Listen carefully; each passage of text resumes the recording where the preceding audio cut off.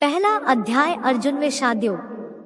भगवान श्री कृष्ण ने अर्जुन को निमित्त बनाकर समस्त विश्व को गीता के रूप में जो महान उपदेश दिया है, यह अध्याय उसकी प्रस्तावना रूप है। उसमें दोनों पक्ष के प्रमुख योद्धाओं के नाम गिनाने के बाद मुख्य रूप से अर्जुन को कुटुम्बनाश की आशंका से उत्पन्न हुए मोहजनित विषाद का वर्णन है। अथ प्रथमोऽध्यायः। धृतराष्ट्र उवाच धर्मक्षेत्रे कुरुक्षेत्रे संवेता युयुत्सवा मामकाः पांडवाश्चैव किं कुर्वत् संजय। धृतराष्ट्र बोले, हे संजय, धर्म भूमि कुरुक्षेत्र में एकत्रित युद्ध की इच्छा वाले मेरे पांडु के पुत्रों ने क्या किया। संजय उवाच दृष्ट्वा तु पांडवानीकं व्यूढं दुर्योधनस्तदा आचार्यमुपसंगम्य राजा वचन ब्रवीत्। संजय बोले, उस समय राजा दुर्योधन ने व्यूहरचनायुक्त पांडवों की सेना को देखकर और द्रोणाचार्य के पास जाकर यह वचन कहाया। पश्यता पांडुपुत्राणामाचार्य महती चमू व्यूढ़ा द्रुपदपुत्रेण तव शिष्येन धीमता। हे आचार्य, आपके बुद्धिमान शिष्य द्रुपदपुत्र धृष्टद्युम्न के द्वारा व्यूहाकार खड़ी की हुई पांडुपुत्रों की इस बड़ी भारी सेना को देखिए। अत्र शूरा महेश्वासा भीमार्जुनस्मा युधि युयुधानो विराटश्च द्रुपदश्च महारथः धृष्टकेतुश्चकितानः काशिराजश्च वीर्यवान् पुरुजित कुंती भोजश्च शैब्यश्च नरपुंगवा युधामन्युश्च विक्रांत उत्तमौजाश्च वीर्यवान् सौभद्रो द्रौपदेयाश्च सर्व एव महारथाः। इस सेना में बड़े बड़े धनुषों वाले तथा युद्ध में भीम और अर्जुन के समान शूरवीर सात्यकी और विराट तथा महारथी राजा द्रुपद, धृष्टकेतु और चेकितान तथा बलवान काशीराज, पुरुजित, कुंतीभोज और मनुष्यों में श्रेष्ठ शैब्य, पराक्रमी युधामन्यु तथा बलवान उत्तमौजा, सुभद्रा पुत्र अभिमन्यु और द्रौपदी के पांचों पुत्र, ये सभी महारथी है। अस्माकं तु विशिष्टा ये तान्यबोध द्विजोत्तम नायिका मम सैन्यस्य संज्ञार्थं तांद्रवीमीते। हे ब्राह्मण श्रेष्ठ, अपने पक्ष में भी जो प्रधान है उनको आप समझ लीजिए। आपकी जानकारी के लिए मेरी सेना के जो सेनापति है उनको बतलाता हूँ। भवान भीष्मश्च कर्णश्च कृपश्च समितिंजय अश्वत्थामा विकर्णश्च सौमदत्तिस्तथैव च। आप द्रोणाचार्य और पितामह भीष्म तथा कर्ण और संग्राम विजय कृपाचार्य तथा वैसे ही अश्वत्थामा, विकर्ण और सोमदत्त का पुत्र भूरिश्रवा अन्ये च बहवः शूरा मदर्थे त्यक्त जीविता नाना शस्त्र प्रहरणाः सर्वे युद्ध विशारदाः। और भी मेरे लिए जीवन की आशा त्याग देने वाले बहुत से शूरवीर अनेक प्रकार के अस्त्रों शस्त्रों से सुसज्जित और सब के सब युद्ध में चतुर है। अपर्याप्तम तदस्माकं बलम भीष्माभिरक्षितम पर्याप्तं त्विद्मेतेषां बलम भीमाभिरक्षितम। भीष्म पितामह द्वारा रक्षित हमारी वह सेना सब प्रकार से अजेय है और भीम द्वारा रक्षित इन लोगों की यह सेना जीतने में सुगम है। अयनेषु च सर्वेषु यथाभागं स्थिताः भीष्ममेवाभिरक्षन्तु भवन्तः सर्व एव हि। इसलिए सब मोर्चों पर अपनी अपनी जगह स्थित रहते हुए आप लोग सभी निःसंदेह भीष्म पितामह की ही सब ओर से रक्षा करें। संजय उवाच तस्य संजन्यन हर्षण कुरुवृद्धः पितामहः सिंहनाद विनद्योच्चैः शंखमं दध्मो प्रतापवान। कौरवों में वृद्ध बड़े प्रतापी पितामह भीष्म ने उस दुर्योधन के हृदय में हर्ष उत्पन्न करते हुए उच्च स्वर से सिंह की दहाड़ के समान गरज कर शंख बजाया।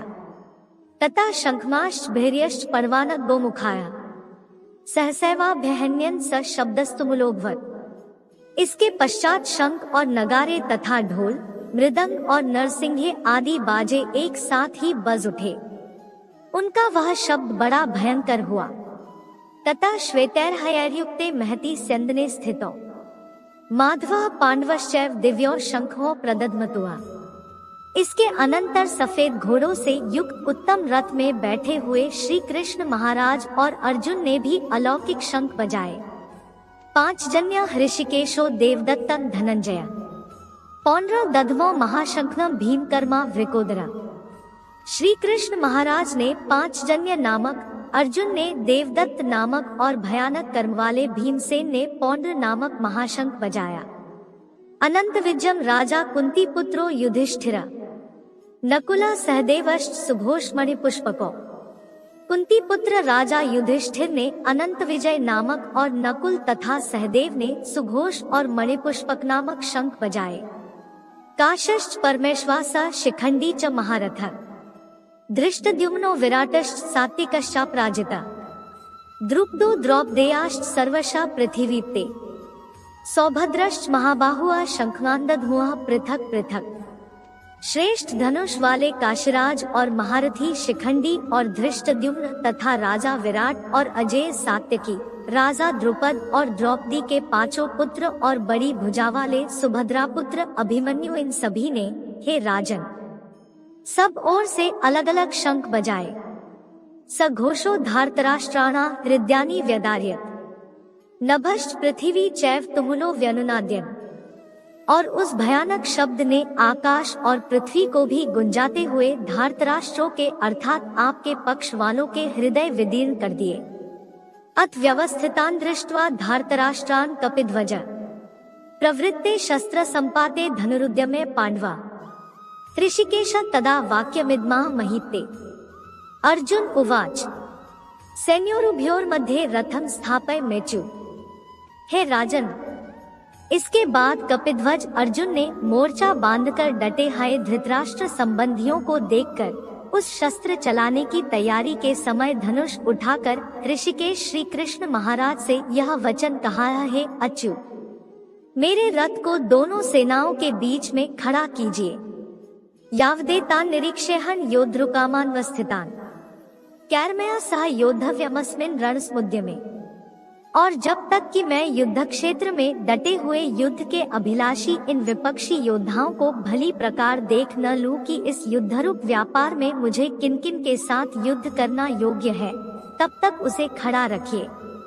योत्समानान वेक्ष्यहन य एतेत्र समाक्ताः धार्तराष्ट्रस्य दुर्बुद्धेर्युद्धे प्रियचिकीर्षवा। दुर्बुद्धि दुर्योधन का युद्ध में हित चाहने वाले जो ये राजा लोग इस सेना में आए हैं, इन युद्ध करने वालों को मैं देखूंगा। संजय उवाच एवमुक्तो हृषिकेशो गुडाकेशेन भारत सैन्योरुभयोर्मध्ये स्थापयित्वा रथोत्तमम् भीष्म द्रोण प्रमुखतः सर्वेषा च महीक्षिताम्। उवाच पार्थ पश्यतान संवेतान कुरुनीति। संजय बोले, यह है धृतराष्ट्र, अर्जुन द्वारा इस प्रकार कहे हुए महाराज श्री कृष्णचंद्र ने दोनों सेनाओं के बीच में भीष्म और द्रोणाचार्य के सामने तथा संपूर्ण राजाओं के सामने उत्तम रथ को खड़ा करके इस प्रकार कहा कि हे पार्थ, युद्ध के लिए जुटे हुए इन कौरवों को देख।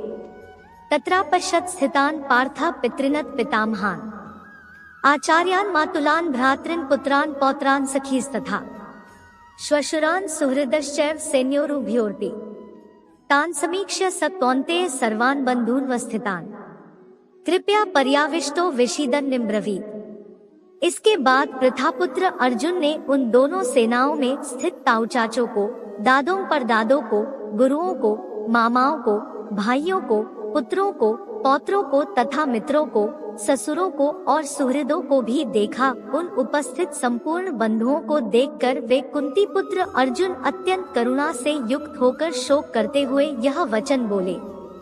अर्जुन उवाच दृष्ट्वेमं स्वजनं कृष्ण युयुत्सु समुपस्थितम् सीदन्ति मम गात्राणि मुखं च परिशुष्यति वेप्तुश्च शरीरे में रोमहर्षश्च जायते। अर्जुन बोले, यह है कृष्ण, युद्ध क्षेत्र में डटे हुए युद्ध के अभिलाषी इस स्वजन समुदाय को देखकर मेरे अंग शिथिल हुए जा रहे हैं और मुख सूखा जा रहा है तथा मेरे शरीर में कंप और रोमांच हो रहा है। गांडीवं स्त्रंस्ते हस्तात्वक चैव परिदह्यते न च शक्नोम्यवस्थातु भ्रमतीव च मे मना। हाथ से गांडीव धनुष गिर रहा है और त्वचा भी बहुत जल रही है तथा मेरा मन भ्रमित हो रहा है, इसलिए मैं खड़ा रहने को भी समर्थ नहीं हूँ। निमित्तानि च पश्यामि विपरीतानि केशव न च श्रेयोनुपश्यामि हत्वा स्वजन्मावे। हे केशव, मैं लक्षणों को भी विपरीत देख रहा हूँ तथा युद्ध में स्वजन समुदाय को मारकर कल्याण भी नहीं देखता। न कांक्षे विजयम कृष्ण न च राज्यं सुखानि च कि नो राज्येन गोविंद के भोगैर्जीवितेन वा। हे कृष्ण, मैं न तो विजय चाहता हूँ और न राज्य तथा सुखों को ही। हे गोविंद, हमें ऐसे राज्य से क्या प्रयोजन है अथवा ऐसे भोगों से और जीवन से भी क्या लाभ है।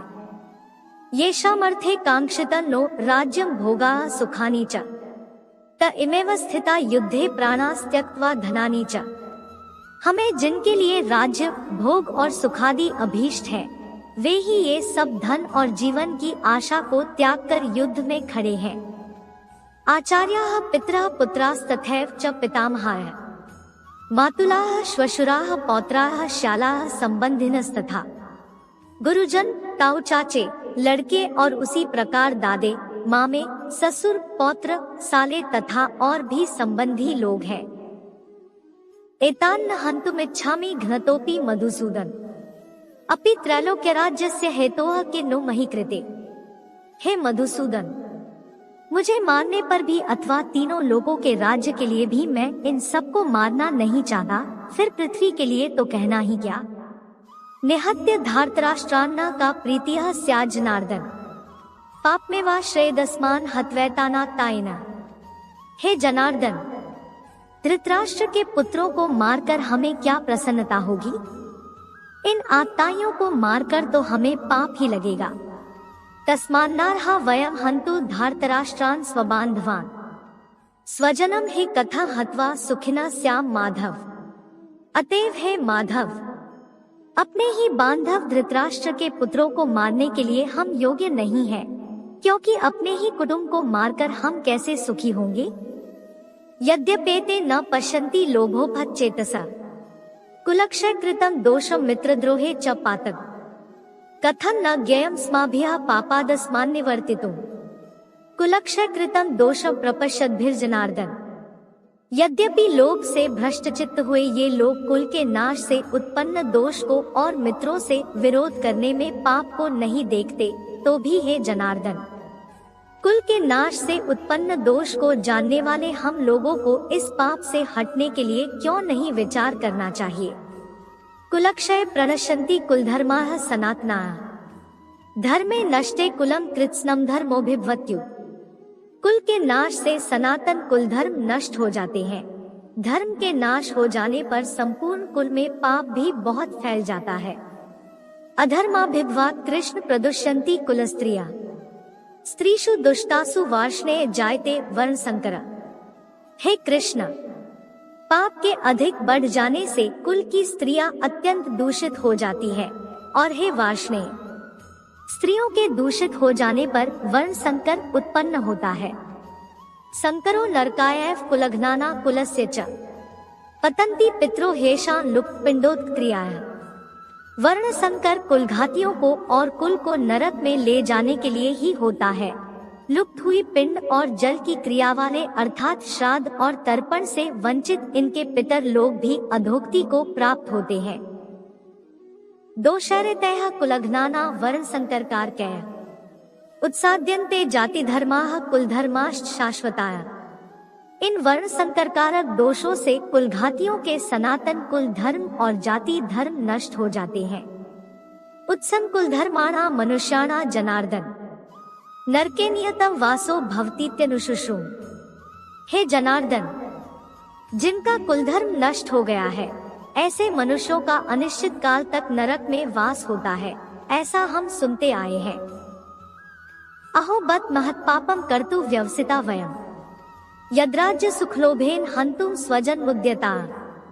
हाँ, शोक, हम लोग बुद्धिमान होकर भी महान पाप करने को तैयार हो गए हैं, जो राज्य और सुख के लोभ से स्वजनों को मारने के लिए उद्यत हो गए हैं।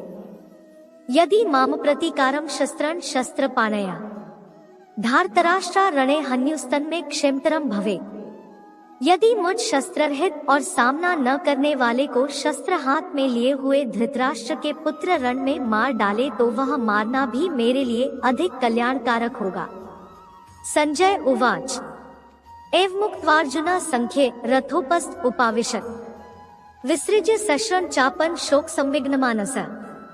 संजय बोले, यह रणभूमि में शोक से उद्विग्न मन वाले अर्जुन इस प्रकार कहकर बाण से धनुष को त्याग कर रथ के पिछले भाग में बैठ गए। तत्सदिति श्रीमद्भगवद्गीतासूपनिषत्सु ब्रह्म विद्यायां योग शास्त्रे श्री कृष्णार्जुन संवादे अर्जुन विषादयोगो नाम प्रथमोध्याय। इस प्रकार उपनिषद, ब्रह्म विद्या तथा योग शास्त्र रूप श्रीमद् भगवद गीता के श्री कृष्ण अर्जुन संवाद में अर्जुन विषाद योग नामक प्रथम अध्याय संपूर्ण हुआ।